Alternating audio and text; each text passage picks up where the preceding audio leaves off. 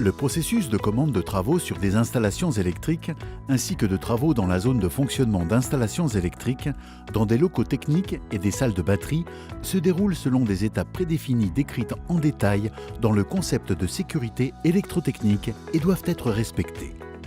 Lors de l'accès à la zone d'exploitation d'installations électriques, ainsi qu'aux locaux affectés à un service électrique et aux salles de batterie, un avertissement sur les dangers et le comportement à tenir est indispensable. En principe, les mandats sont passés par écrit. Toutefois, dans le cas de travaux simples et de panne, les mandats verbaux sont autorisés. Les travaux simples sont par exemple le remplacement d'un voyant ou l'extension d'une installation de prise de courant.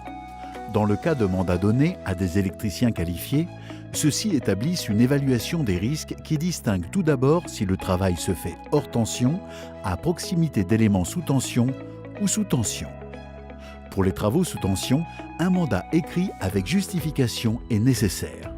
Pour les travaux confiés à des non-spécialistes, ceux-ci effectuent l'évaluation des risques avec le responsable de l'installation. L'évaluation des risques est consignée dans une demande de mission. En l'absence de risque pour les personnes, les installations et les télécommunications, le responsable de l'installation donne son aval à l'exécution.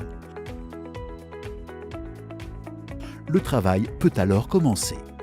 Une fois les travaux terminés, les justificatifs correspondants doivent être remis au responsable de l'installation dans un dossier sécurité.